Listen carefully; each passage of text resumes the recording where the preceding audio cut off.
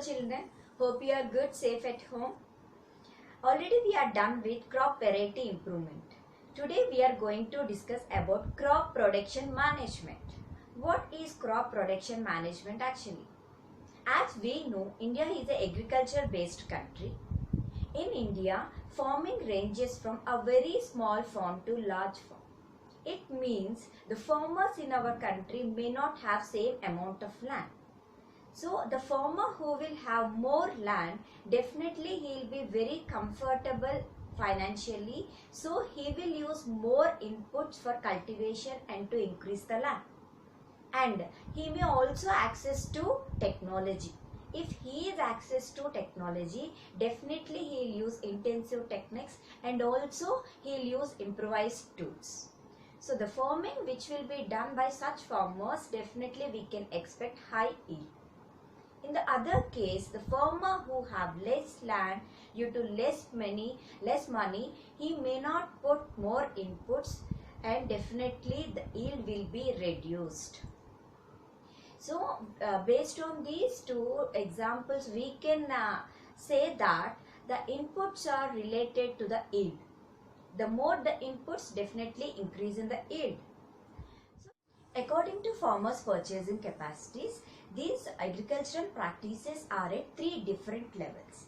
They are no-cost practices, low-cost practices and high-cost practices. Among these, first we are going to discuss about nutrient management. What is nutrient management? We all know that we need nutrients for our growth and development. What is this nutrient management in case of plants? Do the plants also need nutrients? Yes, plants also need nutrients, children, for their growth and development. So if plant need nutrients, how do they get nutrients? Do you have any idea, children? Do you know how many nutrients are needed for plants? Plants need 16 different types of nutrients. Okay, among these 16 different types of nutrients, they get 3 nutrients from air and water. Can you guess what are those 3? What do the water molecule contains? Hydrogen and oxygen. Next, what do the plants take? Carbon dioxide. So, plant takes hydrogen, oxygen and carbon dioxide through water and air. Then what about the other 13 nutrients? Plants get these 13 nutrients from the soil. Okay. The other 13 nutrients are divided into macronutrients and micronutrients. What are macronutrients? Macronutrients are such nutrients which are required in excess amounts. These nutrients are required to the plants in huge amounts. That is the reason these are called as macronutrients. If we look at the macronutrients, they are nitrogen, phosphorus, potassium, calcium, magnesium and sulfur. As these 6 nutrients are required in large amounts, these are called as macronutrients. Next, these are the nutrients which are required, but the requirement is less when compared to macronutrients.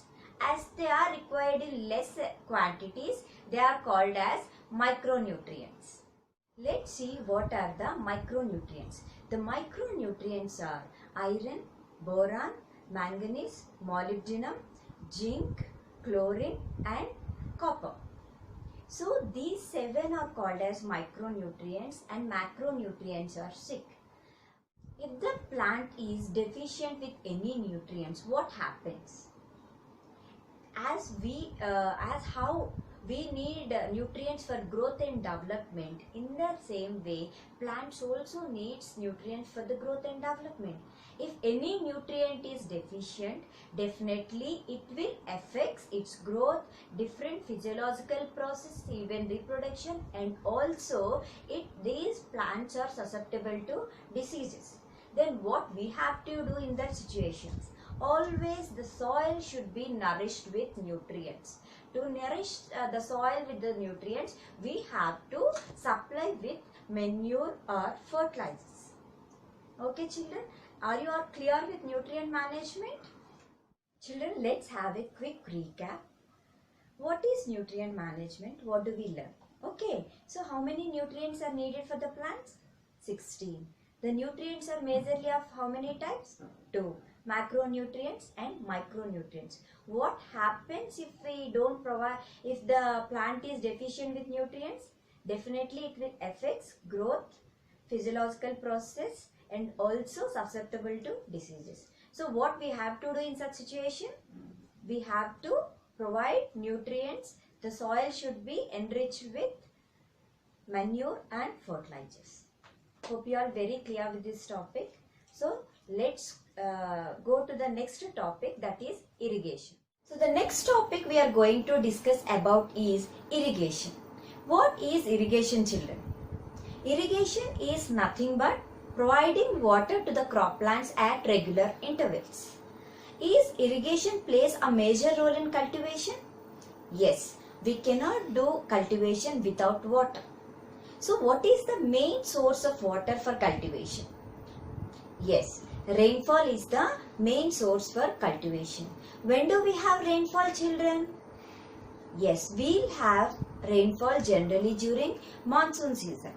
So if we have good monsoon every year, definitely the crop plants will get adequate water during its growth. Definitely it will give high yield.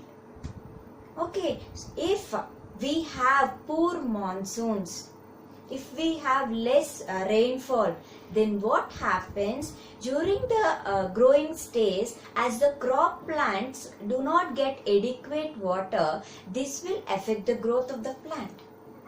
And the poor rainfall conditions, as the crop plants are affected and the harvest is damaged, it may result in even drought. What is drought actually? Drought is the condition arise due to less rainfall as the crops get damaged.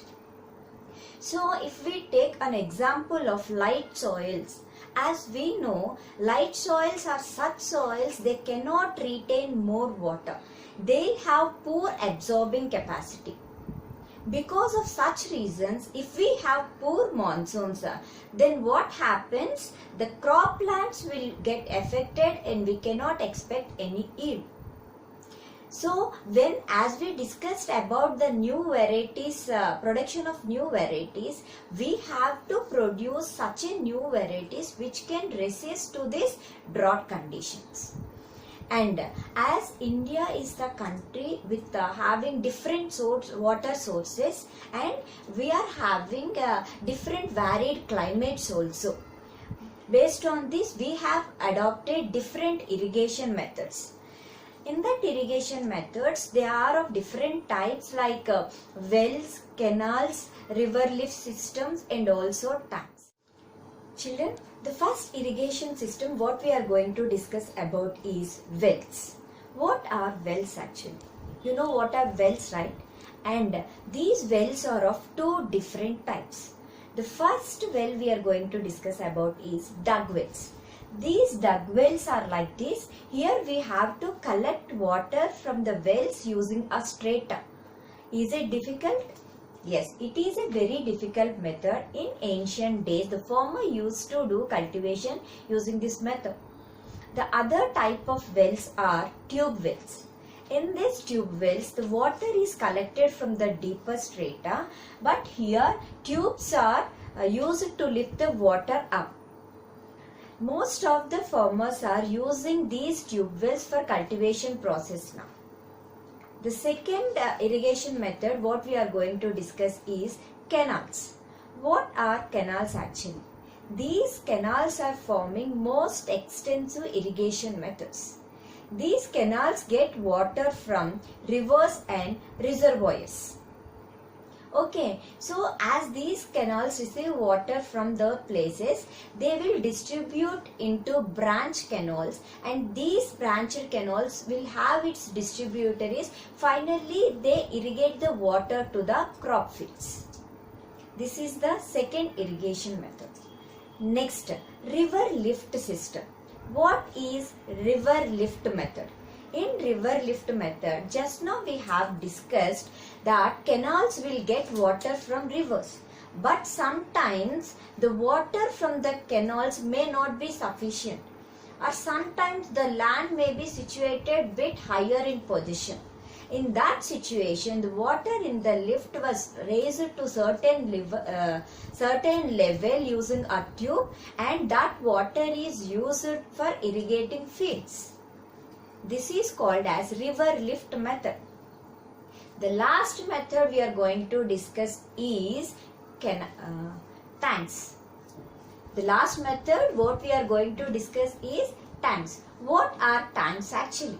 Tanks are the small reservoirs which are used to conserve or collect water from wash-off places, and if we have rainfall we can collect such water, and also we can use it for further process.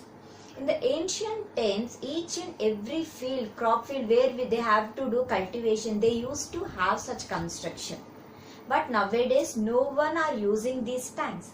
Most of the farmers are depending on canal or even on tube wells. But if we have this tank along with these new methods, definitely the irrigation will be very beneficial and it will be very easy. So in addition to these methods, we are also adopting the methods like roof water harvesting and rainwater harvesting. What are these methods? These methods are to conserve water and increase the water levels in groundwater. How can we do these methods? We are doing these methods by collecting rainwater. We have to do these methods by constructing small check dams. So in these methods, we have to conserve water either on ground level or inside the ground. If we conserve water in ground level, what happens? Definitely the groundwater level increases. The water which is present in the ground will not get evaporated, and also it prevents soil erosion. So children, these are the different types of irrigation methods which we are using. Along with these methods, we are also using sprinkler type of irrigation and also drip irrigation. In sprinkler type of irrigation, we'll use sprinklers to spray water all around so that the water will not be get wasted. And also drip irrigation is also same method, where in drip irrigation the water is supplied near to the roots drop by drop method. This drip irrigation is even now using in Andhra Pradesh and even in Odisha. These are the different types of irrigation methods what we are using. So children, are you clear with the irrigation methods?